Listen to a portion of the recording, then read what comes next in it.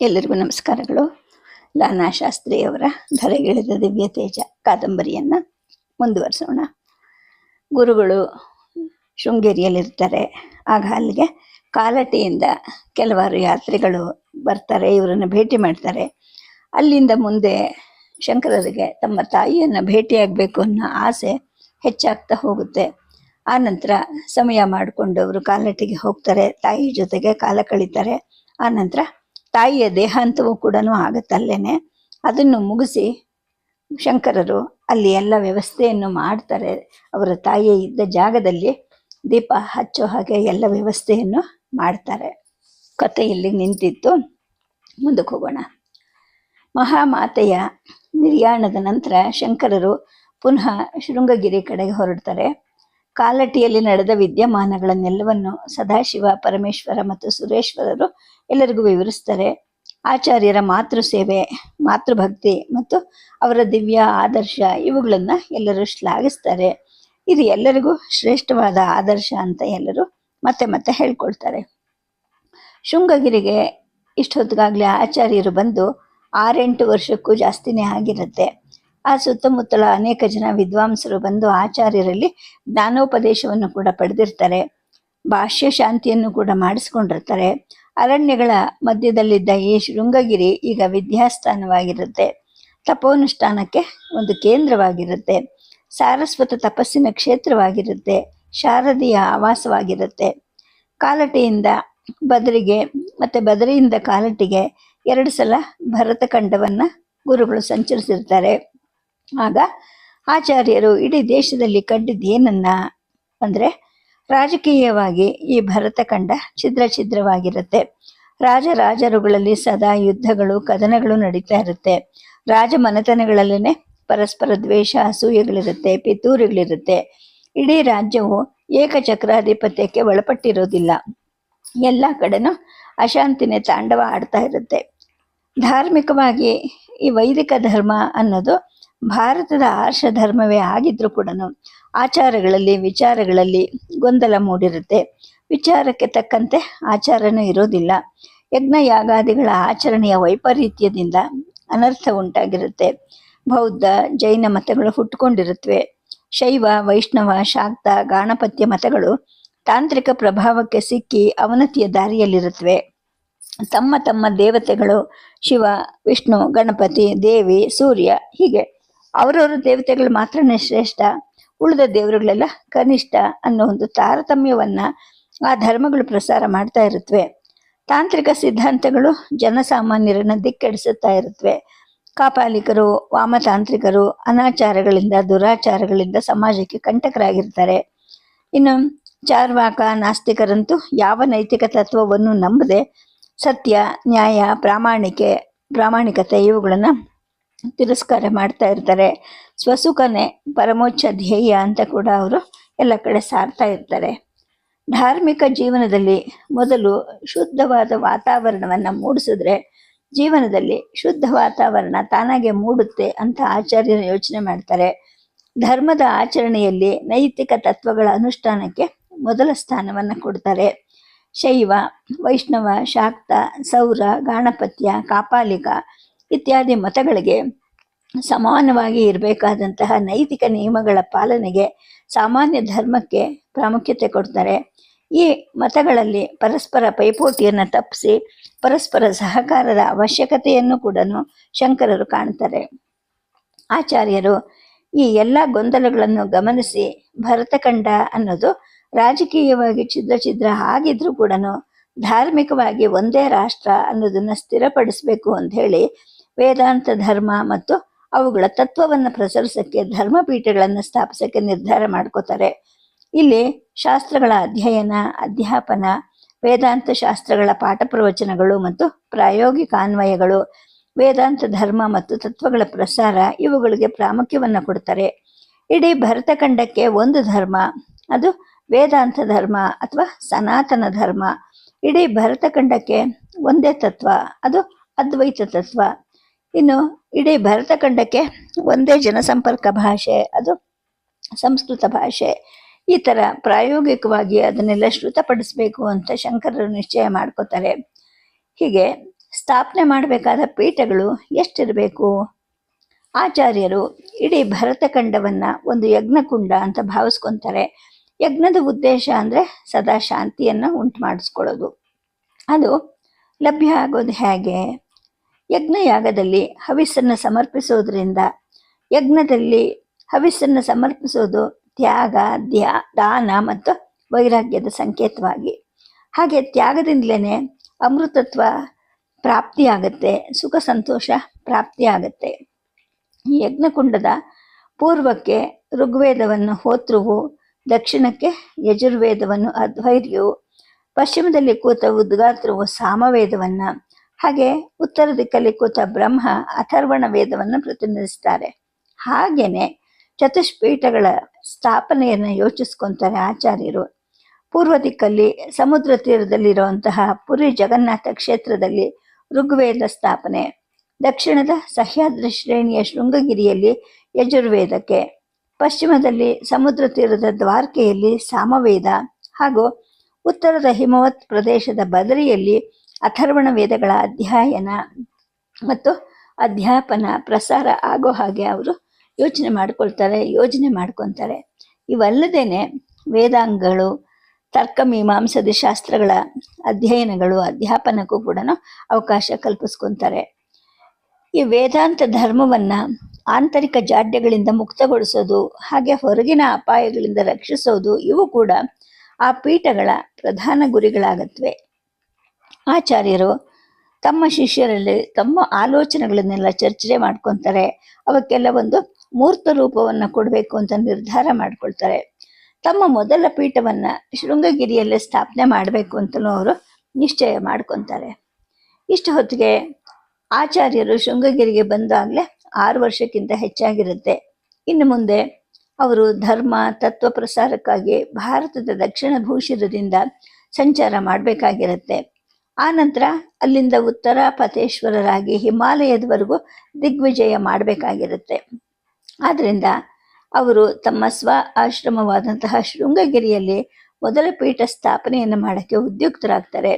ಶೃಂಗಗಿರಿಯ ಸುತ್ತಮುತ್ತ ಇದ್ದ ತಮ್ಮ ಶಿಷ್ಯರೆಲ್ಲರಿಗೂ ಕೂಡ ಆಹ್ವಾನವನ್ನು ಕೊಡ್ತಾರೆ. ವಿದ್ವಾಂಸರನ್ನೆಲ್ಲ ಬರಮಾಡ್ಕೊತಾರೆ. ತುಂಗಾ ನದಿಯ ಉತ್ತರದ ದಡದಲ್ಲಿ ಒಂದು ಪವಿತ್ರವಾದ ಸ್ಥಳವನ್ನು ಆರಿಸ್ತಾರೆ. ಆ ಸ್ಥಳ ದೇವಿ ಭಾರತಿಯವರು ತಪಸ್ಸಿ ಮಾಡುತ್ತಿದ್ದಂತಹ ಗುಹೆ ಪಕ್ಕದಲ್ಲೇ ಇರುತ್ತೆ. ಆಚಾರ್ಯರು ಒಂದು ಶುಭ ದಿನ ವೇದ ಮಂತ್ರಗಳ ಘೋಷಣೆ, ಮಂಗಳವಾದ್ಯಗಳ ಧ್ವನಿ ಆಗ್ತಾ ಇರುವಾಗ ಆ ಪವಿತ್ರ ಸ್ಥಳದಲ್ಲಿ ಶ್ರೀಚಕ್ರವನ್ನು ಸ್ಥಾಪನೆ ಮಾಡ್ತಾರೆ. ದೇವಿ ಶಾರದೆಯನ್ನ ಅಲ್ಲಿ ಸನ್ನಿಹಿತಳಾಗೋ ಹಾಗೆ ಪ್ರಾರ್ಥಿಸ್ತಾರೆ. ಇನ್ನು ಶೃಂಗಗಿರಿಗೆ ಬಂದ ನಂತರ ಪೂರ್ಣವಾಗಿ ಅಂತರ್ಮುಖಿಯೇ ಆಗಿದ್ದ ಉಭಯ ಭಾರತಿ ದೇವಿಯವರು ಆ ದಿನ ಇದ್ದಕ್ಕಿದ್ದ ಹಾಗೆ ಗುಹೆಯಿಂದ ಆಚೆಗೆ ಬರ್ತಾರೆ. ಶ್ರೀಚಕ್ರ ಸ್ಥಾಪನೆ ಆಗೋವರೆಗೂ ಉಪಸ್ಥಿತರಿರ್ತಾರೆ. ಶಾರದಾ ಪ್ರತಿಷ್ಠೆ ಆದ ನಂತರ ಅದಕ್ಕೆ ಬಲವೊಂದು ಪತ್ರಪುಷ್ಪಗಳನ್ನು, ಅಕ್ಷತೆಯನ್ನು ಅರ್ಪಿಸ್ತಾನೆ. ಶ್ರೀ ಶಾರದಾ ಪೀಠ ಅಂತ ಹೇಳ್ತಾ ಮತ್ತೆ ಗುಹಾ ಪ್ರವೇಶವನ್ನು ಮಾಡ್ತಾರೆ. ಶ್ರೀಚಕ್ರ ಯಂತ್ರದ ಮಧ್ಯಭಾಗದಲ್ಲಿ ಇರುವ ಬಿಂದು ಮಂಡಲ ಓಡ್ಯಾಣ ಪೀಠ, ಮೊದಲನೆಯ ತ್ರಿಕೋಣ ಯಂತ್ರದ 3 ಕೋಣಗಳಲ್ಲಿ ಇರುವ ಬಿಂದು ಸ್ಥಾನಗಳು ಕ್ರಮವಾಗಿ ಪೂರ್ಣಗಿರಿ, ಜಾಲಂಧರ ಮತ್ತು ಕಾಮೇಶ್ವರಿ ಪೀಠಗಳು. ಭರತಖಂಡದ ಸಿಂಧು, ಗಂಗಾ, ಬ್ರಹ್ಮಪುತ್ರ, ಬಯಲು ಹೇಗೆ ವೇದಭೂಮಿಯೋ ಹಾಗೆ ಶ್ರೀಯಂತ್ರದ ಸ್ವರೂಪವೂ ಕೂಡ ಆಗಿದೆ.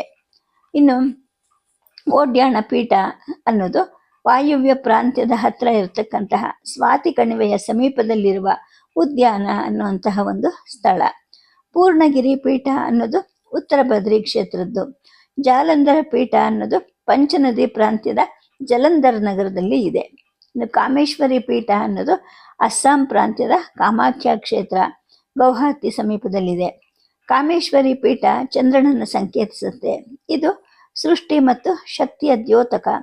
ಪೂರ್ಣಗಿರಿ ಅಥವಾ ವಜ್ರೇಶ್ವರಿ ಪೀಠ ಅನ್ನೋದು ಸೂರ್ಯನ ಪ್ರತೀಕ, ಸ್ಥಿತಿಪಾಲನೆಯ ಸಂಕೇತ.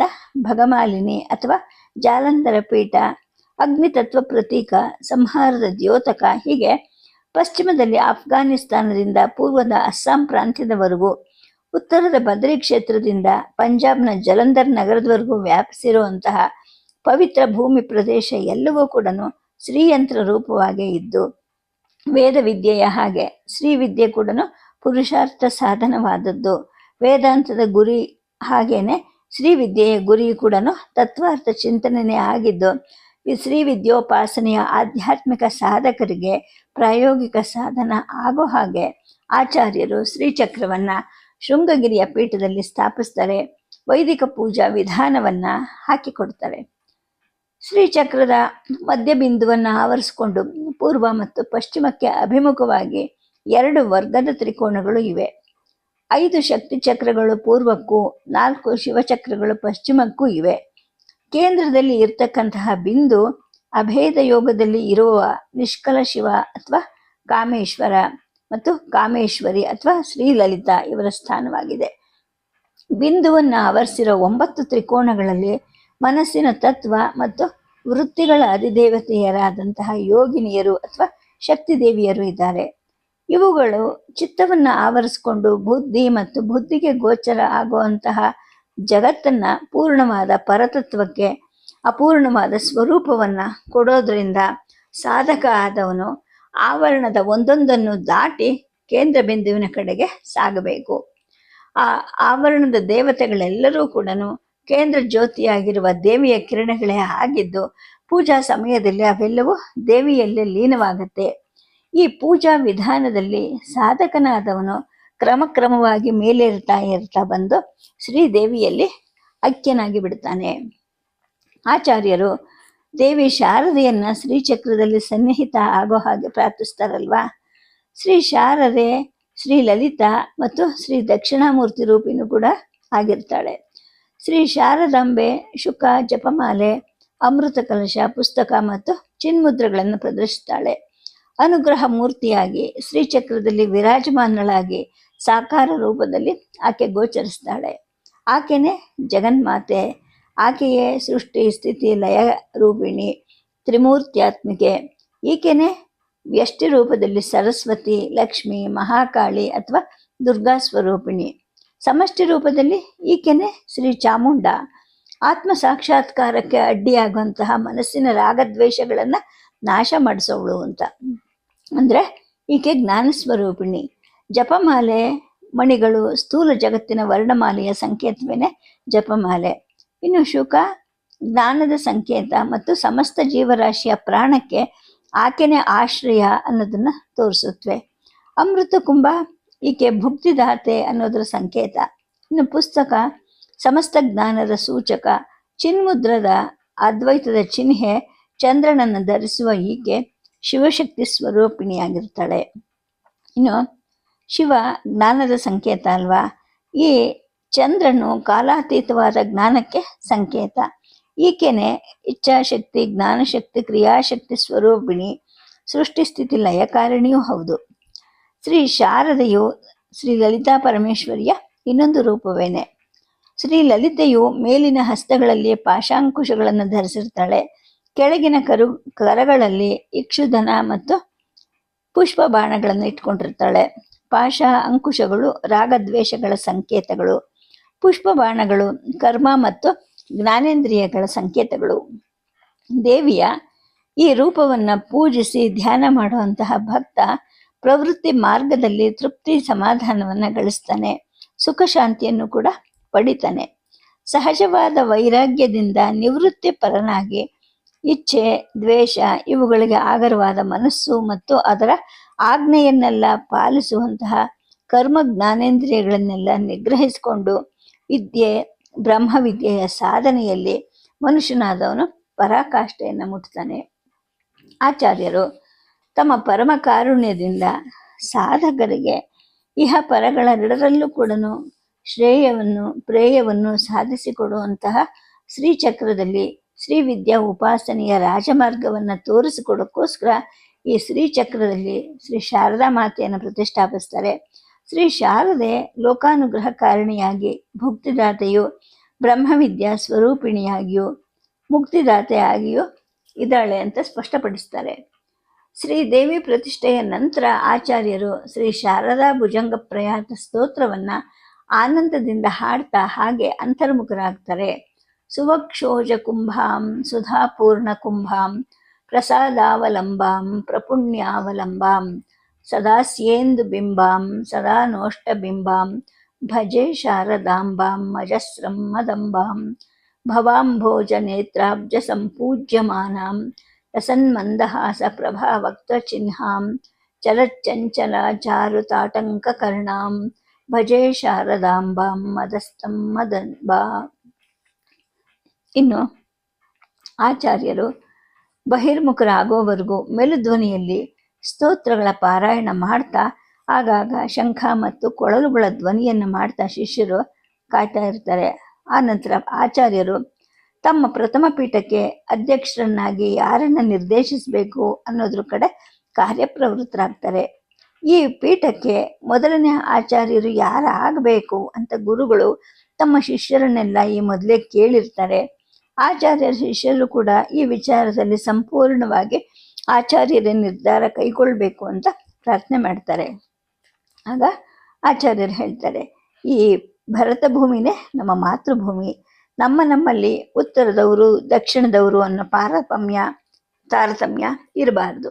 ಆದ್ದರಿಂದ ಮಾಹಿಷ್ಮತಿಯ ಶ್ರೀ ಸುರೇಶ್ವರಾಚಾರ್ಯರು ಈ ಪೀಠಕ್ಕೆ ಅಧ್ಯಕ್ಷರಾಗಲಿ ಅಂತ ಹೇಳ್ತಾರೆ. ಶಿಷ್ಯರು ತಮ್ಮ ಸಂತೋಷ ಸೂಚನೆಯಾಗಿ ಉಘೆ ಉಘೆ ಅಂತ ಮೇಲ್ಧ್ವನಿಯಲ್ಲಿ ಘೋಷಿಸ್ತಾರೆ.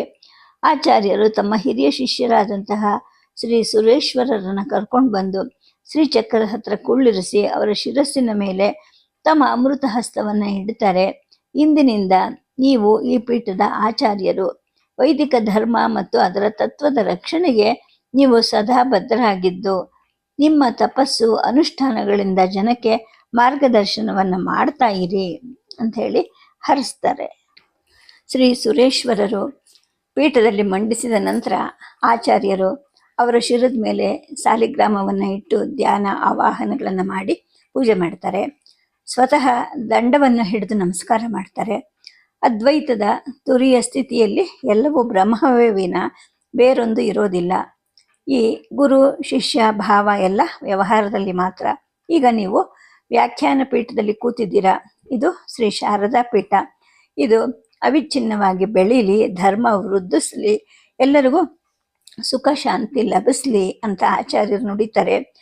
ಸುರೇಶ್ವರರು ಭಾವೋದ್ವೇಗದಿಂದ ನಡುಗ್ತಾ ಇರ್ತಾರೆ. ಅವರ ಧ್ವನಿ ಕಂಪಿಸ್ತಾ ಇರುತ್ತೆ. ಆಚಾರ್ಯರ ಹತ್ತಿರಕ್ಕೆ ಬರ್ತಾರೆ. ಗುರುಗಳೇ, ತಮ್ಮ ಈ ಅನುಗ್ರಹ ತುಂಬ ಗುರುತರವಾದದ್ದು, ದೊಡ್ಡದು. ಈ ಹಿರಿಯ ಭಾರವನ್ನು ಭರಿಸುವಂತಹ ಶಕ್ತಿ ಚೈತನ್ಯಗಳು ನನಗೆ ದೊರಕೋ ಹಾಗೆ ಆಶೀರ್ವಾದ ಮಾಡಿ ಅಂತ ಪ್ರಾರ್ಥನೆ ಮಾಡ್ತಾರೆ. ಆನಂತರ ತಾವು ತಮಗೆ ಪ್ರತಿದಿನ ಸಲ್ಲಿಸ್ತಿರ್ತಕ್ಕಂತಹ ಮಾನಸ ಪೂಜೆಯನ್ನು ಈ ದಿನ ತಮಗೆ ಬಾಹ್ಯ ಪೂಜೆಯಾಗಿ ಸಲ್ಲಿಸ್ತೀನಿ, ದಯವಿಟ್ಟು ಒಪ್ಪಿಸ್ಕೋಬೇಕು ಅಂತ ಕೋರ್ಕೋತಾರೆ. ಆಚಾರ್ಯರನ್ನು ಹಸ್ತಲಾಘವವನ್ನು ಕೊಟ್ಟು ಅದೇ ವ್ಯಾಖ್ಯಾನ ಪೀಠಕ್ಕೆ ಕರ್ಕೊಂಬಂದು ಕೂರಿಸ್ತಾರೆ. ಆನಂತರ ಅವರ ಪಾದುಕೆಗಳನ್ನು ಭಕ್ತಿಯಿಂದ ಕೈಗಳಲ್ಲಿ ತಗೊಂಡು ವಸ್ತ್ರದಿಂದ ಒರೆಸಿ ಗಂಧ ಪುಷ್ಪಗಳನ್ನು ಅರ್ಪಿಸ್ತಾರೆ. ಆಚಾರ್ಯರ ಪಾದುಕೆಗಳಿಗೆ ನಮಸ್ಕಾರ ಮಾಡ್ತಾರೆ. ಆನಂತರ ಎಲ್ಲರೂ ಒಬ್ಬೊಬ್ಬರಾಗಿ ಬಂದು ಆಚಾರ್ಯರ ಪಾದುಕೆಗಳಿಗೆ ನಮಸ್ಕಾರ ಮಾಡ್ತಾರೆ. ಶೃಂಗಗಿರಿಯ ಗ್ರಾಮಸ್ಥರು, ಸುತ್ತಮುತ್ತಲ ಜನರು ಈ ಸಮಾರಂಭಕ್ಕೆ ಆಗಮಿಸಿದ್ದು ಫಲಪುಷ್ಪಗಳನ್ನು, ಹಣ್ಣು ಕಾಯಿಗಳನ್ನು ಕಾಣಿಕೆಯಾಗಿ ಒಪ್ಪಿಸ್ತಾರೆ.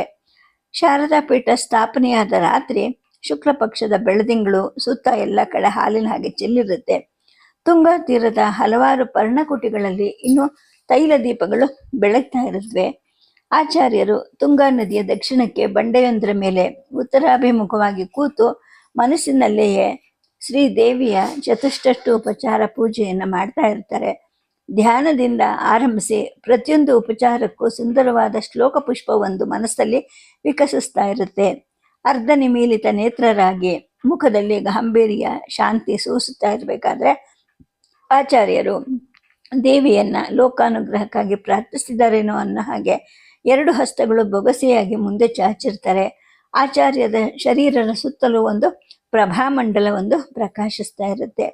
ಶಿಷ್ಯರು ಒಬ್ಬೊಬ್ಬರಾಗಿ ಬಂದು ನಮಸ್ಕಾರ ಮಾಡಿ ಸದ್ದಿಲ್ಲದೆ ಕೂತ್ಕೊಂತಾರೆ. ಆ ದಿನದ ಸಂಭ್ರಮ ಸಂತೋಷದಲ್ಲಿ ಯಾರಿಗೂ ನಿದ್ದೆನೇ ಬಂದಿರೋದಿಲ್ಲ. ತೀರಾ ಬೆಳಗಿನಿಂದ ಸಂಜೆವರೆಗೂ ಹಲವಾರು ರೀತಿಯ ಕೆಲಸ ಕಾರ್ಯಗಳಲ್ಲಿ ಎಲ್ಲರೂ ಮಗ್ನರಾಗಿದ್ರೂ ಕೂಡ ಯಾರಿಗೂ ಆಯಾಸದ ಪರಿವೆ ಇರೋದಿಲ್ಲ.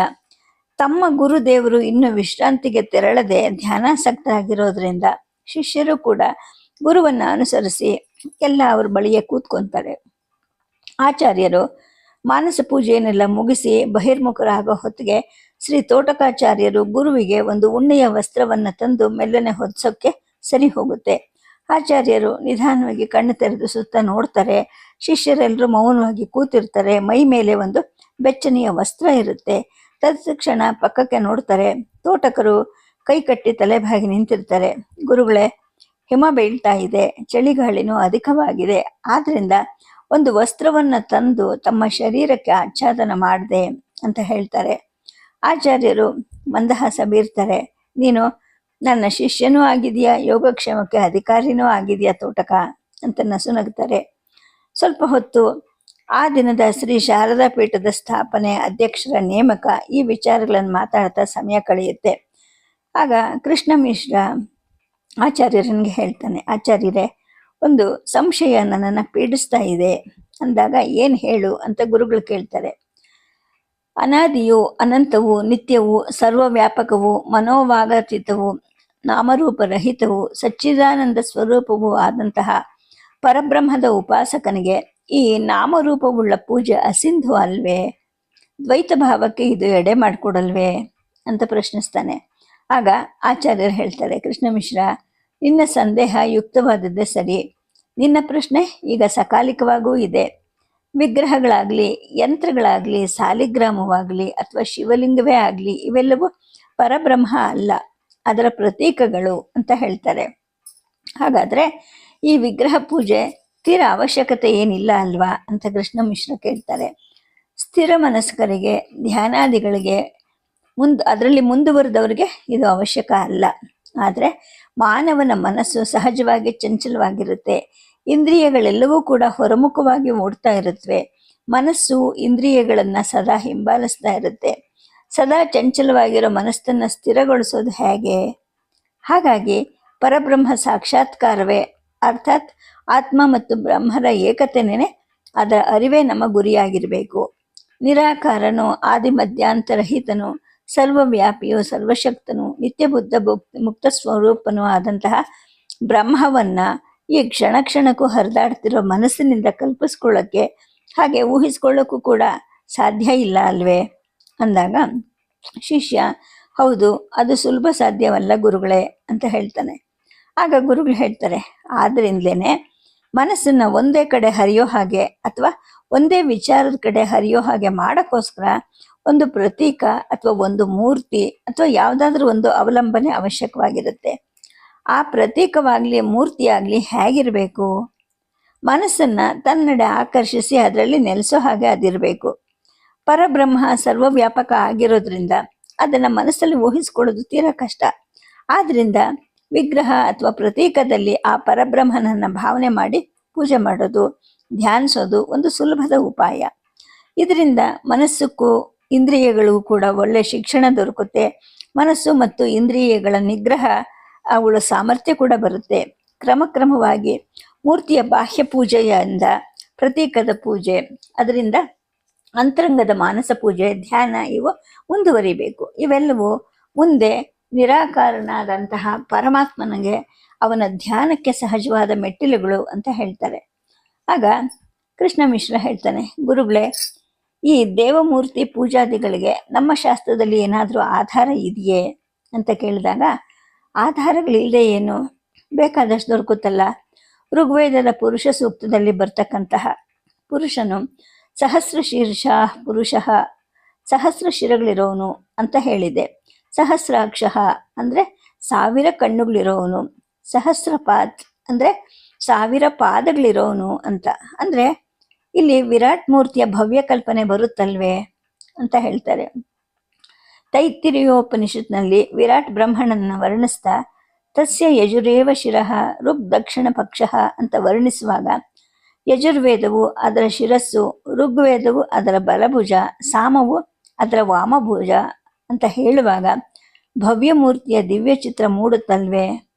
ಹಾಗೆಯೇ ಯಜ್ಞೇಶ್ವರನನ್ನು ಕುರಿತ ಮಂತ್ರದಲ್ಲಿ ಚತ್ವಾರಿ ಶೃಂಗಾಹ ಅಂದರೆ 4 ಕೊಂಬಿರೋವನು, ತ್ರಯೋ ಅಸ್ಯ ಪಾದಾಹ 3 ಪಾದಗಳಿರೋವನು, 2 ಶೀರ್ಷೆ ಅಂದರೆ 2 ಶಿರಗಳಿರೋವನು, ಸಪ್ತಹಸ್ತಾಸೋ ಅಸ್ಯ ಅಂದರೆ 7 ಹಸ್ತಗಳನ್ನು ಉಳ್ಳವನು ಅಂತ ವರ್ಣಿಸಿಲ್ವೇ?